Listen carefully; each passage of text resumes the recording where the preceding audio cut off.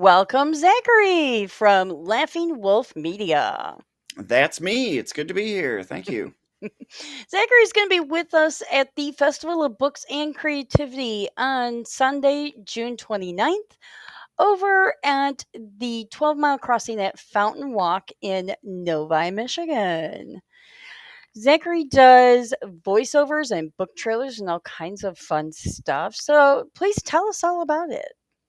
Yeah, right now it's the main focuses are on, as you say, book trailers, which are basically like movie trailers, but for books. We can work on together maybe a little blurb. We can use the back of your book cover if you want, because that's already a hook that brings people in. Or even, I don't know, something in between, a piece of the book, whatever. Send it to me. I'll record it. I'll do the voicing. I'll do all kinds of fun characterization if that's what it calls for. And then, in conjunction with Page's promotions, they do the video work for it, at least right now.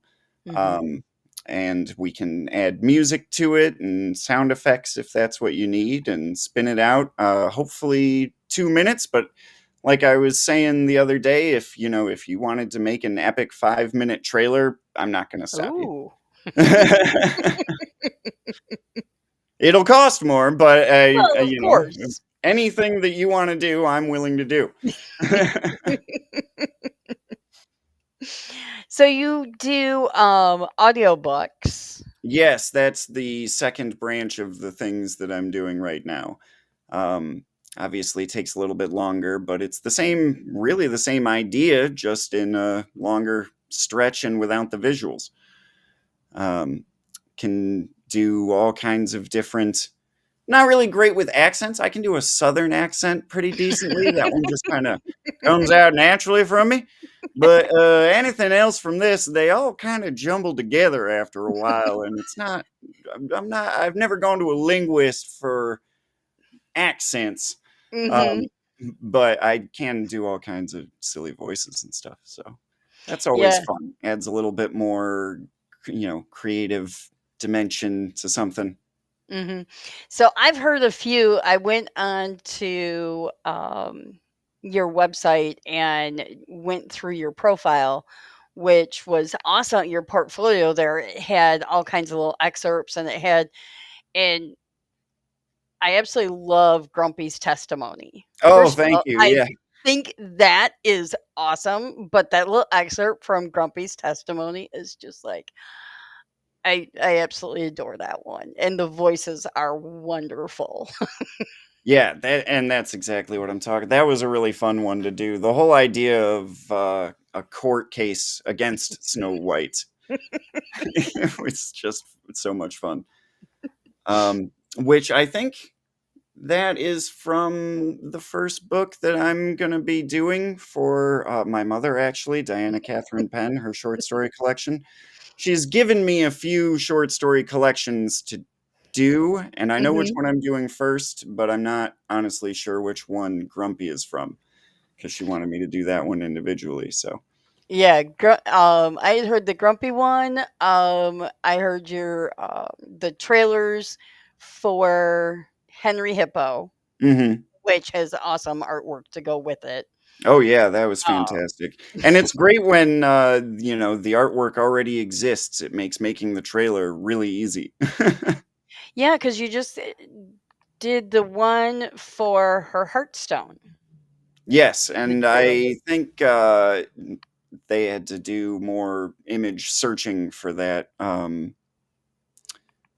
No, those are all I think, drawn illustrations in the book too, actually. So never mind. yeah, I think it, yeah, because he had the all kinds of really cool drawings for it. Yeah. I can't wait to see the book in person. I've only seen it virtually, so hmm mm, that'll be awesome. Yeah, it'll be a great time. And I hope I'm gonna try to get. I am working on her Heartstone as well. And I'm gonna try to get that one together. If not by the time the festival happens, then shortly after. Oh, So okay. that should be exciting. That's the goal. I'm still kinda working out the fine bugs on how long it takes to really get through a book. I don't wanna cheat any of the performances, and I'm Mhm. doing all of the recording and editing and all of that stuff, myself in-house, so if I need to take 6 takes at it, I'm sitting right here, I can do more takes on it, and I will, until it's to a point that I think that it's, acceptable. That's awesome. So, what is your background that led you to doing book trailers and voice acting? Well, the short answer is my entire life. Um, the way that I've been told is I was on a stage before I could crawl as a baby, Mhm.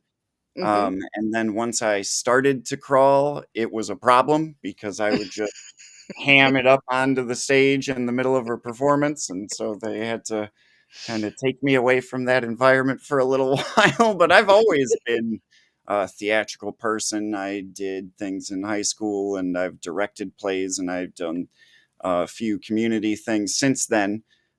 So Mhm. it's always just the thing really that I've had going on inside of me that I need to do. So I've done, for work, things like construction and junk removal, and I've worked at restaurants and whatever Mhm. stores, not the least of which the bookstore that my family used to manage, which was fun. But yeah, it's performing is really the thing that speaks to me the most. So this seemed like a good way to do it. Is there any particular characters that you really prefer over others? Um, I guess I would be more drawn to like the more animated and kind of zany. Like that Grumpy's Testimony is a good example because it Mhm. has the lawyer who's all kind of in his own space, and Grumpy, of course, is very angry. And uh, I like to have one of my favorite voices characters to do is the Mhm. old timey news guy who tells Oh, you what's going on. Here we are, coming to you live. That's always a really fun one.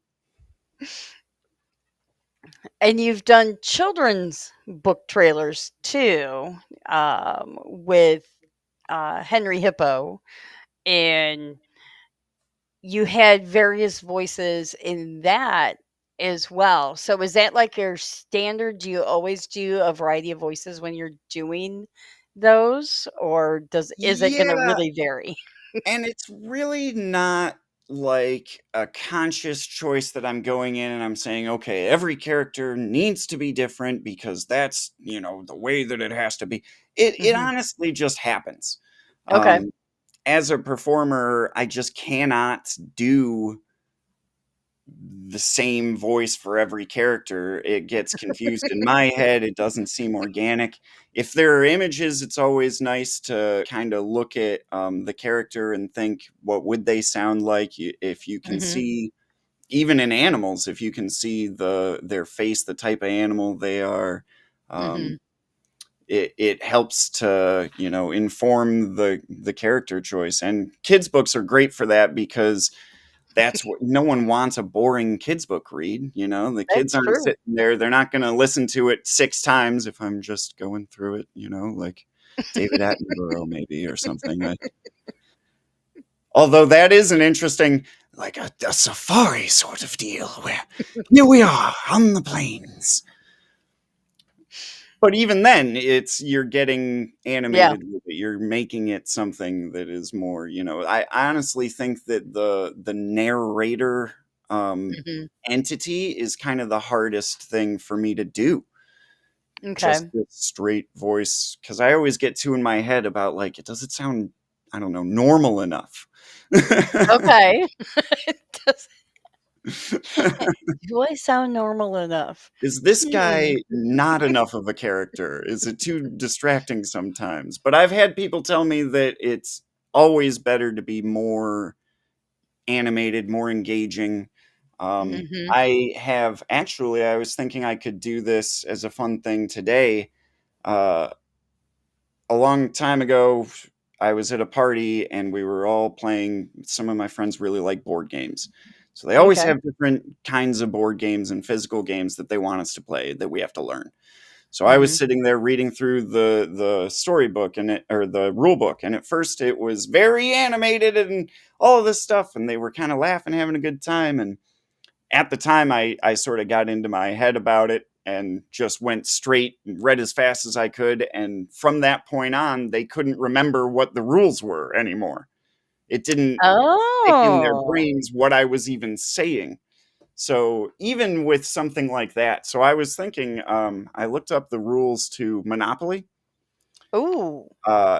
which is a game I think we all basically understand. Like if you were at a social event, Yep. maybe a party or maybe this festival coming up in a few Mhm. weeks, um, and someone out of the blue walked up to you and said, "Hi, I'd like to tell you the rules of Monopoly." You'd probably say, "Yeah, buddy, I know the rules of Monopoly. Mhm. Thanks." So But do I you? haven't practiced this or prepared this because I want Ooh. it to be Improv. We organic, but like I've it. looked up the rules to Monopoly and I can give it kind of a read here if you'd like. See if That I would be can make awesome. it something interesting. Okay. All right. So this is from the official game rules. The official Monopoly rules. Monopoly is a classic board game of strategy, negotiation, and financial management. Players compete to buy, trade, and develop properties while trying to bankrupt their opponents. In this guide, we'll walk you through the official Monopoly rules, including setup, gameplay, property management, and winning strategies. Objective. The objective of the game is to become the wealthiest player through buying, renting, and selling of property.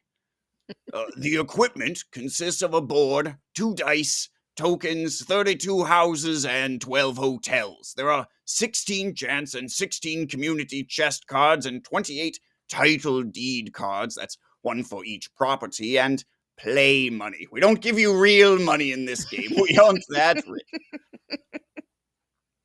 Now, in preparation, you want to place the board on the table and put the chance and community chess cards face down on their allotted spaces on the board. Okay, now each player chooses one token to represent them while traveling around the board, and each player is given $1,500 divided as follows. That's two 500s, that's two 100s, that's two 50s, but six 20s, five 10s, five 5s, and five 1s, and all the other remaining money that goes to the bank. Okay.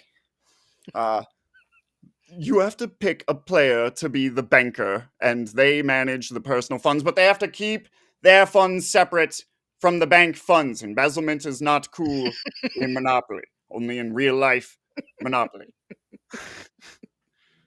All right, so there you go. And I could go on for a while. There are a lot of rules to this game. I won't take up the entire time, but Well, I must say that was the best interpretation of the rules that I've ever heard oh because well, thank you. And I bet that Monopoly now you rules remember them all, in case you didn't know. exactly.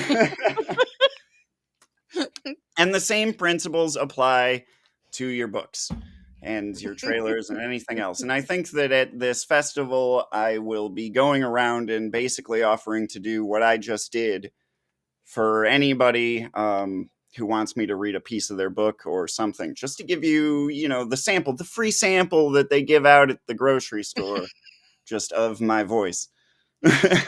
Well, and that's awesome because I mean, we're going to have over 300 book titles at this event. Fantastic. So, lots of book titles in about 48 genres are represented. Wow. So, And lots at a of certain point, it's like, how many genres can I know that you can say that there are like a million genres or that there are like seven. So right. I'll just say we got them all covered at the We have enough genres and book titles covered with 55 authors that I would say there's enough for everybody. A- absolutely. And those authors, I'm sure, are going to need book trailers. So That could keep you busy for quite some time. Oh, I sure hope so. Well, and even just, I staying busy is great. Getting out there and getting talked about is also great. I mean, every actor likes attention. Mhm. And I won't pretend that none of me is doing this for attention because that would not be true.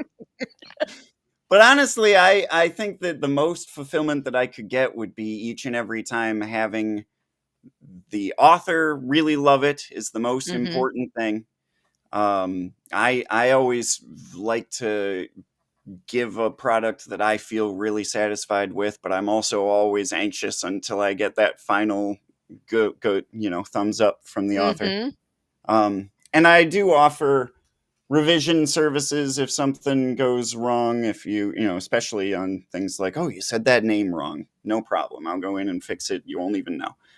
Um, but yeah, that just having people really happy with the product and getting the work out to more people that way too, because I know that a Mhm. lot of people, for one reason or another, don't read as much as they would want to listen to something.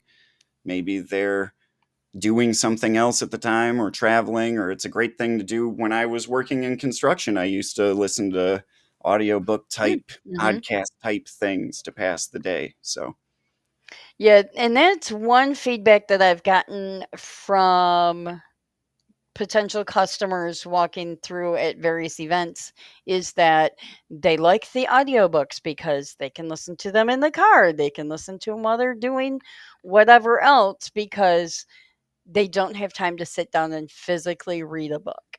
yeah, we're really in a two screens type of entertainment world at this point. Even when people sit down just to watch TV, half the time they need to be doing something else at the same time to keep their brains occupied. Because thanks internet and phones, I guess, for that one.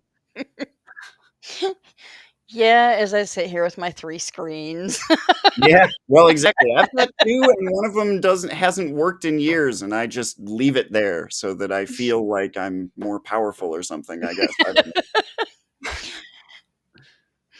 Well, for me, it's a matter of two external screens from my laptop. And when I do interviews like this, I can have their bio on the next screen so that I Oh, sure. Yeah, have that ability to, oh, yeah, that. certainly. Well, this has been great. I look forward to seeing you in person at the event and hearing some of your improv as you go around to the various authors. Yeah, I'm really looking forward to what kind of curveballs I might be able to find out there. I don't plan to look for the easy ones. I wanna read a cookbook in a way that like majesty's someone, or I want to see what I can do to really grab people's attention out there, and not just for me, but for everybody out there. I can pretty much guarantee that I'll bring people to your table if I'm reading something from your book. That'll be awesome. Well, let's see. My books have various strange names, and then I've got some German in one of my books. Okay, well, I don't speak any German, but I am willing to give it a try. And actually, you bring up a good point too, where if I've encountered some weird names or sometimes, and anything if you want to sit down before I record and give me any directorial advice, I'm fine taking directions. So how to pronounce names is the least of it. Also, like, maybe I want this to have a spooky feel overall, or Mhm. if there's a twist at some point, hey, maybe can you just in your delivery kind of know that you should foreshadow a little bit, or do not foreshadow in any way this thing that's coming up. Use your delivery to completely throw I'm open to Mhm. all kinds of things. So I really just want to make the most engaging representations of everyone's work that I can. Awesome. Well, this is going to be great fun, and I look forward to it and can't wait to hear all of the improvs that you do. All Thank right. you so much for joining me. Thank you.